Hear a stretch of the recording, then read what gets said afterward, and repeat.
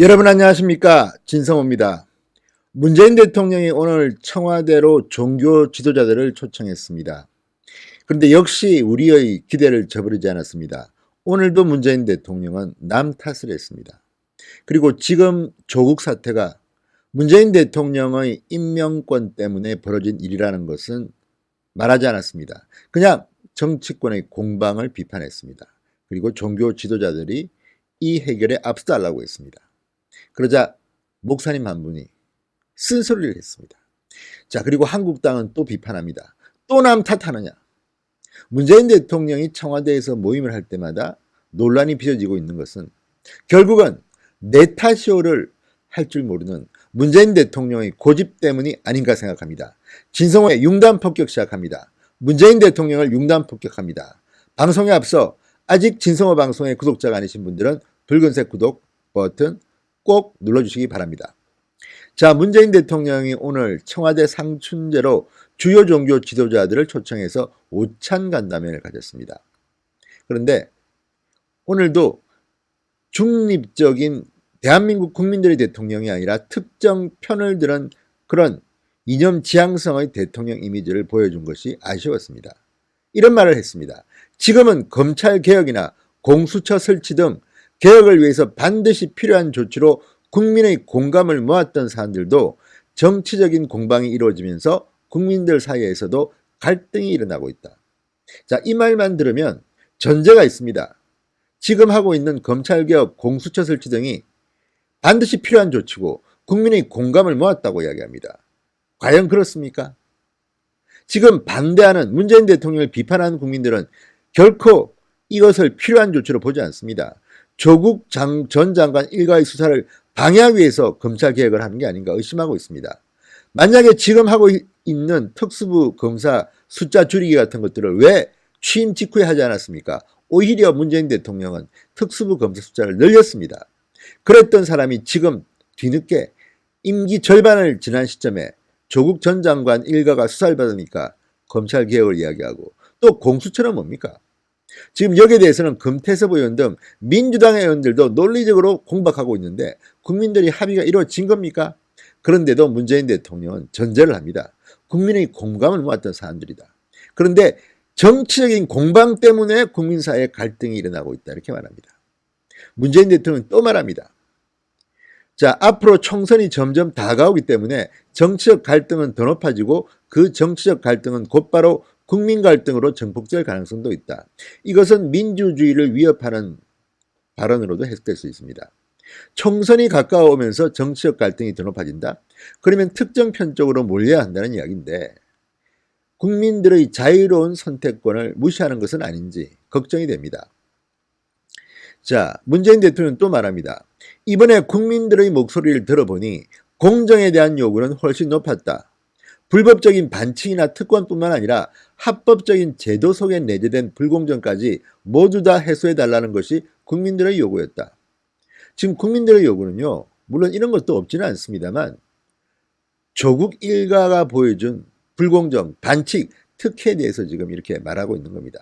왜 대학생들이 촛불을 들었습니까? 왜 서울대 학생들이 한국당 집회에 참가합니까? 한국당 그렇게 좋아하지 않았습니다, 과거에. 그 이유가 다 조국 일가가 보여준 반칙과 특혜 때문이었습니다. 그런데 이런 사람을 법무부 장관에 임명한 사람이 누굽니까? 문재인 대통령 아닙니까? 그러면 나부터 반성을 해야 되는데 이 말들을 들어보면 처음부터 끝까지 나는 옳은데 왜 일부 국민들이 이렇게 갈등을 증폭시키느냐? 왜 정치권이 문제를 일으키냐? 이렇게 해석될 여지가 높습니다. 자, 문재인 대통령은 국민 통합이라는 면에서는 우리 나름대로 협치를 위한 노력을 하기도 하고 많은 분야에서 통합적인 정책을 시행하면서 노력을 해왔지만 진척이 없는 것 같아. 그렇습니까? 문재인 대통령이 협치를 위한 노력이라 했습니까? 지금 국회가 왜 저 모양이 됐습니까? 협치가 아니라 일방적인 강요를 했기 때문입니다. 민주당을 보고 한국당은 독재 이야기를 합니다.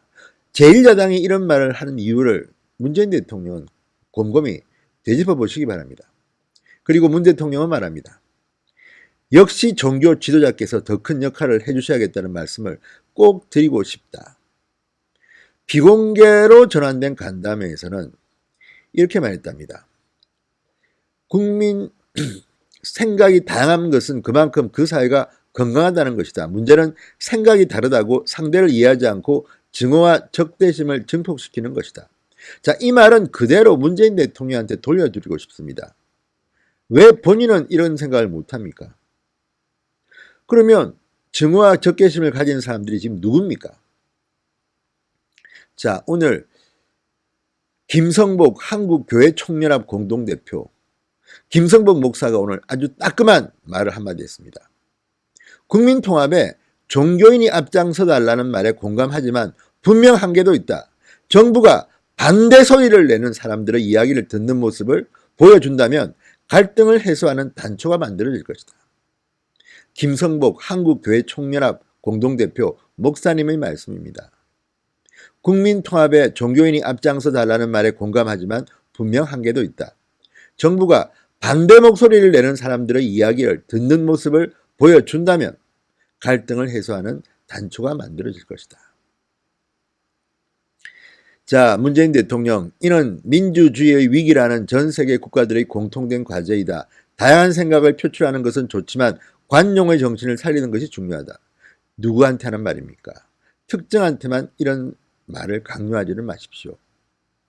자, 조국 전 장관을 임명한 이후 사회의 갈등에 대해서 문재인 대통령은 처음에는 인정하지 않는 듯 보였다가 또 인정하는 듯 보였다가 갈피를 잡을 수가 없습니다. 그 또 하나, 왜 문재인 대통령은 반대편 목소리에 귀를 기울이지 않는 것입니까? 그게 바로 국민의 대통령의 모습 아니겠습니까? 나를 지지하지 않은 사람들조차도 공감할 수 있는 지도자가 필요합니다. 오늘 문재인 대통령의 이 모임에 대해서 한국당은 강하게 비판했습니다. 국민들이 성토하는 공정하지 못한 지금의 대한민국을 만든 장본인이 문재인 대통령이다. 국민 통합이 이루어지지 않는 것이 정치 탓, 총선 탓인 양 책임을 전가하는 것은 국민이 기대하는 모습이 아니다. 자, 이창수 한국당 대변인은 논평을 통해서 문재인 대통령이 오늘 종교 지도자 초청 간담회 자리에서 국민 통합과 화합을 위한 역할을 요구하면서도 공수처 설치와 검찰 개혁에 대한 이야기를 또다시 입에 담았다고 비판했습니다. 국민 분열이 조국으로 인해 촉발됐음에도 관심사항만 재차 강조할 뿐 이 사태의 원인 제공자인 대통령의 남의 얘기하는 듯한 모습에 국민들의 실망감은 한층 더 커졌다. 맞습니다. 지금 문재인 대통령은 오늘 이 모임에서 나온 이 김성복 목사님, 한국교회총연합 공동대표인 김성복 목사의 이 쓴소리에 좀 더 관심을 가졌으면 합니다. 반대 목소리를 들으면 갈등 해소의 단초가 될 것이다. 언제까지나 남 탓, 유체 이탈 가까이 살 것입니다. 걱정됩니다. 진성호의 융단 폭격이었습니다. 여러분 감사합니다.